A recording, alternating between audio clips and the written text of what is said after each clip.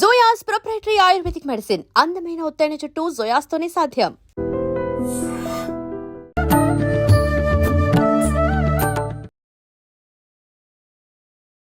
నమస్కారం, welcome to I dream. ధర్మ మార్గం విత్ విజిత కార్యక్రమానికి స్వాగతం. ప్రస్తుతం మనతో పాటు ఉన్నారు ప్రముఖ ఆధ్యాత్మికవేత్త, జ్యోతిష్య పండితులు మాడుగుల శివప్రసాద్ గారు. ఇప్పుడు గురుగారితో మాట్లాడి మరిన్ని విషయాలు తెలుసుకుందాం. ముఖ్యంగా మనకున్న సందేహాలన్నింటినీ కూడా నివృత్తి చేసుకునే ప్రయత్నం చేద్దాం. నమస్కారం గురుగారు. ఆశీర్వచనం తల్లి. గురుగారు, కార్తీక మాసంలో వచ్చే విశేషమైన రోజుల్లో ఒక ముఖ్యమైన రోజు కార్తీక పౌర్ణమి. మాసమంతా చేయలేకపోయినా కూడా కనీసం ఈ రోజున చేసినా, లేదు మొదటి నుంచి 15 రోజులు పౌర్ణమి వరకు చేసినా కూడా చాలా మంచి ఫలితం అంటూ ఉంటారు. అసలు ఏంటండి, దాని గురించి వివరణ ఇవ్వండి. శ్రీ మహాగణాధిపతయ నమః. ఐం మహాసరస్వత్యే నమః. శ్రీ లలితాంబికాదేవియే నమః. అమ్మ, కార్తీక పౌర్ణమి పౌర్ణమి గురించి ఎంతోమంది మహానుభావులు, రకరకాల వాళ్ళు శాస్త్రోక్తముగా ఎన్నో చెప్పారు. అయితే కార్తీక పౌర్ణమి అని అనడంలోనే ఒక ఔన్నత్యము, అసలు కార్తీక మాసము మొత్తము కూడా పూజలకు వాటికి చాలా పుణ్యప్రదమైనటువంటి మాసము అని చెప్తాం మనం. ఏదో వాపి కూపతట కాదంటే ఎక్కడెక్కడ స్నానాలు చేయాలి ఏమిటి అనేట్టు కార్తీక మాసము మొదలుకొని ఉదయము స్నానము, పూజలు, సాయంకాలము దీపము, ఆరాధన, ఇవన్నీ కూడా ఉంటాయి. కార్తీక మాసంలో కార్తీక ఏకాదశి పుణ్యం, కార్తీక ద్వాదశి క్షీరాబ్ది ద్వాదశి పుణ్యం, కార్తీక పౌర్ణమి ముఖ్యము. ఇలా ఒకటి అని కాకుండా మనం చెప్పుకుంటూ మొత్తం మాసమంతా కూడా చెప్తాం. అలాగే కార్తీక పౌర్ణమి అంటే కార్తీక మాసములో చంద్రమౌళీశ్వరుడి యొక్క గొప్పతనం, పరమేశ్వరుడి యొక్క గొప్పతనం. ఎందుకు? పౌర్ణమి అంటే నిండు చంద్రుడు. అటువంటి చంద్రుణ్ణి పరమేశ్వరుడు నెత్తిన పెట్టుకున్నాడు. ఏమిటి చంద్రుడి యొక్క గొప్పతనము అంటే, చంద్రుడు మనఃకారకుడు, మాతృకారకుడు, రెండూ కూడా జాతక ప్రకారముగా. అందుకనే కార్తీక పౌర్ణమి నాడు చేసేటువంటి ఏ పని అయినా మీకు ఖచ్చితముగా నెరవేరి తీరుతుంది. ఇప్పుడు చంద్రుడు మనకారకుడు అంటే మనసుకు సంబంధించి, మాతృ అంటే తల్లికి సంబంధించి. తల్లికి ఏ రకంగా అంటే సంతానము కావాలి అని అనుకునేటువంటి స్త్రీలకు, నా కొడుకు బాగుండాలి అని కోరుకునేటువంటి స్త్రీకి, నా కొడుకు మంచి ఉద్యోగము కావాలి అని కోరుకునేటువంటి తల్లికి మాతృకారకుడు, నా కొడుకు ఉద్యోగం రావాలి అని కోరుకునే తల్లి, నా కొడుకు పుట్టాలి అని కోరుకునేటువంటి తల్లులకు, నా బిడ్డకు కొడుకేరి కాదు, నా బిడ్డకు మేలు జరగాలి, నా కూతురికి మంచి ఇది రావాలి, ఏదైనా మనఃకారకుడు, మాతృకారకుడు. మాతృత్వము అనేటువంటిది గొప్ప వరము కదమ్మా ఆడవాళ్లకు.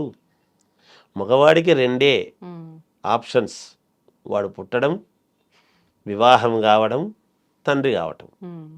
వివాహము, తండ్రి కావటం. స్త్రీకి అట్లా కాదు. పెద్ద మనిషి కావటం, వివాహం కావటం, తల్లి కావటం. 3 విధానాలు. అవి 2 భర్తకు సంబంధించినటువంటివి 2. ఇవి 5 కలిపితేనే పంచప్రాణాలు. ఇవి 3, ఆయనవి 2. ఇద్దరు కలిస్తేనే కదా ఒక కుటుంబము, ఔన్నత్యము, గొప్పతనం ఏర్పడుతుంది. అందువలన పౌర్ణమి నాడు ఏదైతే కోరుకుంటారో, ఎవరు ఏ కోరికలైతే బలంగా కోరుకుంటారో, ఆ కోరుకునేటప్పుడు మనం ఒక విధి విధానం ఉంటుంది. ఇప్పుడు వివాహం జరుగుతుంది అన్నప్పుడు మనకు లగ్నంచ పాదఘట్టంచ అని ఒక ఇదంతా కూడా చెప్పుకుంటూ పోతాం. అంటే కంకణం ధారణ చేస్తూ ఉండేటప్పుడు కంకణము, ఆ మంత్రము, అలాగే పాదాలు తొక్కి ఇది చేస్తూ ఉన్నప్పుడు, ఒకరి బొటకన వేలు ఒకరు తొక్కి ఇది చేస్తూ ఉన్నప్పుడు చేసేటువంటి విధానం, అంటే క్రియకు సంబంధించినటువంటి వస్తువులు అన్నీ ఉన్నప్పుడే కదా మంత్రానికి. ఇప్పుడు గంధం సమర్పయామి అంటే గంధం వేయాలి, కుంకుమ సమర్పయామి కుంకుమ వేయాలి, అలాగే హరిద్రాన్ని సమర్పయామంటే పసుపు వేయాలి, పుష్పం సమర్పయామంటే పుష్పం, అక్షతాన్ని సమర్పయామంటే అక్షతలు వేయడం. అక్షతలు ఉండాలిగా అక్కడ, అవును. మనం చెయ్యాలిగా. చెయ్యాలి. చేస్తున్నప్పుడు కదా దాని యొక్క ఇది క్రియ. అందుకే మంత్రము, మంత్రానికి తగినటువంటి క్రియ, క్రియకు తగినటువంటి వస్తువు. అందుకే ఒకదాని అనుసరించి ఒకటి, ఒకదాని తర్వాత ఒకటి వెంటనే అన్ని అనుకూలంగా ఉన్నాయి అన్నప్పుడు, ఏ మనస్సుతో మనము దృఢమైనటువంటి మనస్సుతో చిత్తశుద్ధితో ఎప్పుడైతే మనం చేసుకుంటున్నామో దానికి తగినట్టుగా క్రియ కూడా ఉన్నదో ఆ క్రియకు తగినటువంటి ఫలితము భగవంతుడు మనకు తప్పకుండా ఇస్తాడు. అందుకని కార్తీక పౌర్ణమి మనఃకారకుడు, మాతృకారకుడు రెండు అని ఎందుకంటున్నాము అంటే, వాళ్ళ కడుపులో గర్భములో ఉండేటువంటి కోరికలు, మనస్సులో ఉండేటువంటి కోరికలు ఏవైతే కోరుకుంటారో ఆ కోరికలు తప్పకుండా 100కి 100% కాదు 1,00,000% నెరవేరుతాయని కార్తీక మాసం నాడు చేస్తే అని శాస్త్రంలో చెప్పబడినటువంటి మాట. అయితే మనం ఏం కోరుకుంటున్నాము? పోయినంతసేపు మాట్లాడుతూ పోతున్నాం, గుడికి వెళ్తున్నంతసేపు 365 ఒత్తులు వెలిగిస్తున్నాము అన్నాడు. 365 ఒత్తులు ఎందుకు వెలిగిస్తున్నాము అంటే, 365 రోజుల్లో ఏదైనా తెలుసో తెలియకో నేను దీపారాధన చెయ్యలేకపోతే ఇగో ఈరోజు చేసిన దాంతో సమానము కార్తీక పౌర్ణమి. ఆనాడు ఎలా అయితే నిండు చంద్రుడు వెలుగుతూ ఉంటాడో అలాంటి చంద్ర కళలు మా ఇంట్లో పరిపూర్ణముగా ఉండుగాక అనేటువంటి కోరికతో కదా. అందుకే కదా చిన్నపిల్లలు అంటే శుక్లపక్ష చంద్రుని వలె దినదిన ప్రవర్ధమానమై పెరుగుతూ వస్తున్నారని చెప్పుకుంటాం మనం. అలా చంద్రుడి యొక్క అనుగ్రహం అనేటువంటిది రావాలి, మనకు మేలు జరగాలి అంటే మన మనస్సులో దృఢ సంకల్పం. అందుకే మనస్సంకల్ప సిద్ధిరస్తు. నీ సంకల్పం ఏమిరా? ఫస్ట్ నువ్వు ఏం కోరుకుంటున్నావు అని అడుగుతాడు. అడగనిదే అమ్మాయిన నీ కోరికను బట్టి కదా భగవంతుడు ఇస్తాడు. ఆ కోరిక బలమైంది కావాలి అనుకున్నప్పుడు ఆ రోజు ఎప్పుడైతే నువ్వు సాయంకాలము, కార్తీక మాసము సాయంత్రం చంద్రుడు ఎప్పుడు వస్తాడు? సాయంకాలమేగా వస్తాడు. సాయంకాలానికి చంద్రుడు ఆధిపత్యము కాబట్టి మామూలుగా కార్తీక పౌర్ణమి సాయంకాలము గనక ఈ ప్రయోగము అనేటువంటివి చేసుకునేటువంటి విధానంలో ఎప్పుడైతే చేస్తామో అప్పుడు తప్పకుండా మనకు మీరు అనుకున్న కోరికలు యావత్ ప్రజానీకమంతా కూడా ఏ కోరికలైతే ఉంటాయో, ఎంత కష్టమైనటువంటి కోరికలు ఉండినా అతి సులభముగా, అతి సునాయాసముగా దైవాన్ని నమ్ముకుంటే దైవం కన్ను తెరిస్తే ఎంతసేపు తల్లి ఎటువంటి కష్టమైనా తీరిపోదా? ఎందుకు పనులు కావు? అందరూ డబ్బులు ఖర్చు పెట్టుకొని 1000 రూపాయలు ఖర్చు పెట్టుకొని పూజలు చేస్తేనే అని అనేటువంటి ఇది ఇక్కడ సులభముగా ఆ రోజు చేయవలసినటువంటి విధానము ఏమిటి అనంటే, ఇప్పుడు దాంట్లోనే మనం కార్తీక దీపం అనేటువంటిది మనం పెడతాం. ఏది? దామోదర దీపదేవతాభ్యో నమః అని ఆనాడు సాయంకాలము ఆకాశ దీపం అని పెడతారు. ఏమిటి దామోదరుడు అంటే ఏమిటి అంటే, అదే దాము అంటే త్రాడు, ఉదరము అంటే ఇది శ్రీకృష్ణుడిది మనం కథ చెప్తున్నాం. ఒక రకంగా శ్రీ మహావిష్ణువుకు సంబంధించింది కదా. ఇక్కడ చేయాల్సిండేటువంటిది ఏమిటి అంటే, రావి ఆకు తీసుకొని ఆ రావి ఆకులో మళ్ళీ తొమలపాకు పెట్టి దాంట్లో కొంచెము బియ్యం, ఎందుకు? చంద్రుడికి బియ్యము తెల్లవి, ధాన్యము ప్రాధాన్యత.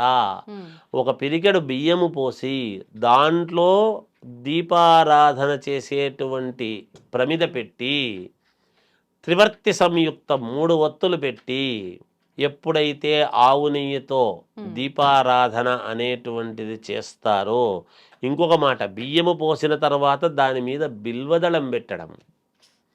ఇక్కడ రావియాకు విష్ణు స్వరూపము, బియ్యము చంద్రుడికి సంబంధించింది. ఆ చంద్రుడి దాని మీద ఒక బిల్వదళం పెట్టడం. ఆ బిల్వదళము మీద ఎప్పుడైతే మనము ప్రమిద పెట్టి దీపారాధన అనేటువంటిది చేసి మీరు ఏమి కోరికలు కావాలనో కోరుకోండి, అతి త్వరలో గనక కోరికలు తీరకపోతే నన్ను అడగండి, అంత ఘంటాపదంగా చెప్పవచ్చును. ఇది చెయ్యండి, ఇది శివాలయంలో ఆచరించండి, విష్ణు ఆలయంలో ఆచరించండి. భగవంతుడికి కార్తీక మాసంలో శివాలయానికి మాత్రమే, అభిషేకానికి శివాలయానికి పోవాలి. దీపారాధన చేసుకోవడానికి కార్తీక దీపం పెట్టడానికి విష్ణు ఆలయంలో కూడా పెట్టవచ్చును.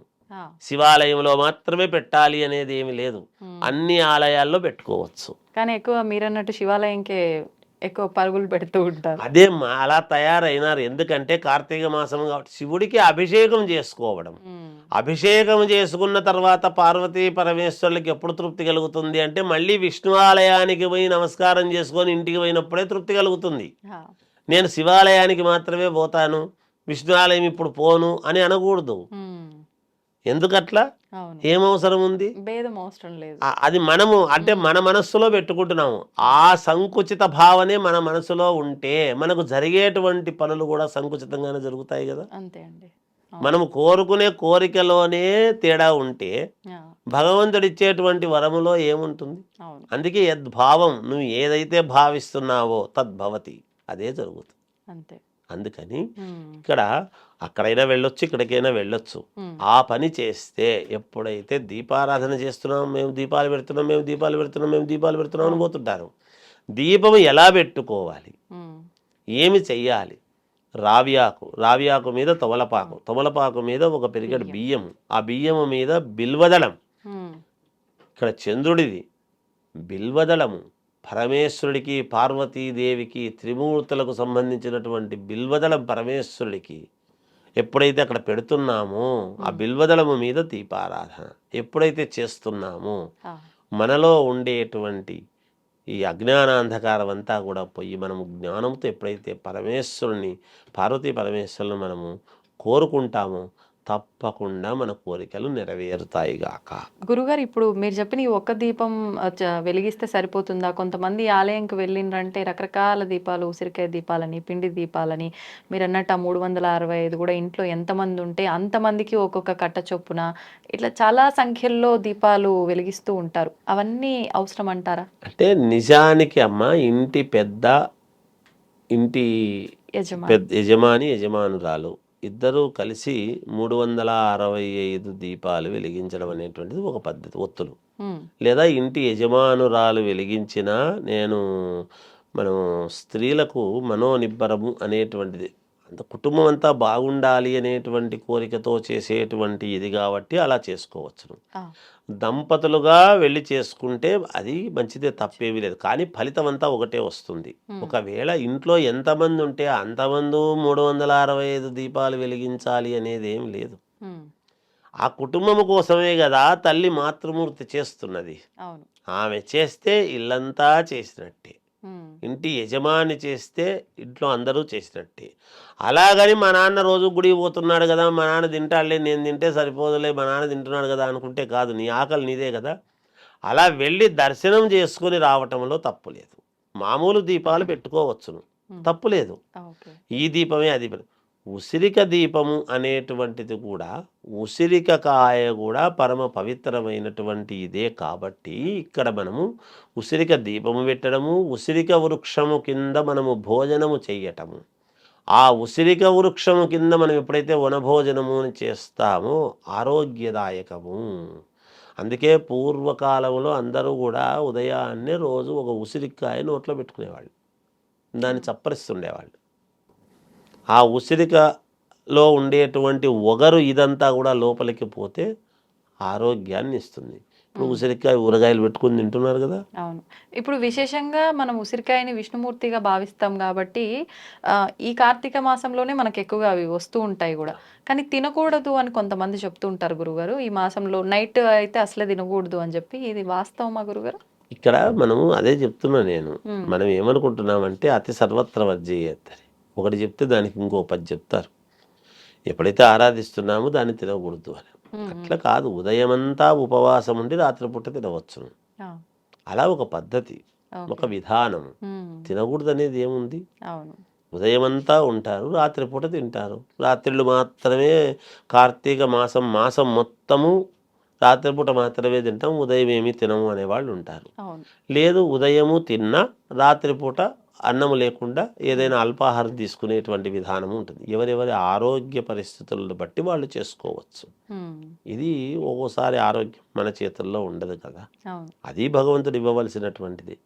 అలా తినకూడదు అనేది ఏమీ లేదమ్మా. కాకపోతే ఈ కార్తీక మాసం అంతా శాకాహారమే అనేటువంటిది పెట్టుకోవాలి. ఓకే. అది మాత్రము కొంచెం మనము భగవంతుడి యొక్క పూజలు చేస్తున్నాము అన్నప్పుడు మనం ఏదేమైనా ఈ నోటితో మనం మాట్లాడాల్సింది, అవును. ఈ నోటితోనే జపం చేయాలి, ఈ నోటితోనే కోరికలు కోరుకోవాలి. అటువంటి నోటితో మనం ఇతరత్రా అవి ఏవి తినకుండా కాస్త సాత్వికమైనటువంటి ఆహారం తీసుకోవటం యోగదాయకం. అందుకే అవి ఎక్కువ ఉండలేనటువంటి వాళ్ళు నేను సోమవారాలు మాత్రమే పాటిస్తాను, మిగతా రోజుల్లో యథావిధిగా తింటాను, అన్ని తింటాను అనుకునేటువంటి వాళ్ళు తినవచ్చు, వాళ్ళ సౌకర్యం. అది తప్పు కాదు. ఎవరెవరికి నచ్చిన తిండి వాళ్ళు తింటారు, అంతే. దాంట్లో పెద్ద తప్పేం ఉంది. సోమవారాలన్నా కనీసం పాటిస్తాను. సోమవారాలు కూడా పాటించలేని వాళ్ళు కార్తీక పౌర్ణమి నాడు మాత్రమే నేను పాటిస్తాను, తప్పులేదు. ఆ ఒక రోజన్నా చేసినాం కదా అవును. చాలు అనుకుంటారు. అలా ఎవరి సౌకర్యం కొద్దీ వాళ్ళు చేసుకుని వెళుతూ ఉంటారమ్మా. ధన్యవాదాలు గురుగారు. జయోస్తు. And for more videos, Please subscribe to iDream. Please subscribe to iDream. Please subscribe iDream. And please subscribe to iDream. For more videos, subscribe to iDream. please like, share, and subscribe to the channel. Congratulations, iDream. Subscribe to iDream. Subscribe to iDream. So subscribe to iDream Media. iDream ki iDream team అందరికి huge congratulations. Please subscribe iDream Media. Please subscribe to iDream. Subscribe iDream. Please subscribe to iDream. iDream అంటే నా కళల ఛానల్ను subscribe చేసుకున్నారు, నోరు తిరుగుతలేదు, మీరైతే గంట గుర్తు కొట్టండి. For more such videos, please subscribe to iDream. Subscribe to iDream. Please subscribe to iDream. Please subscribe iDream Media. Please do subscribe to iDream. Please subscribe to iDream Media. For best entertainment and information, please subscribe iDream. And don't forget to subscribe to iDream.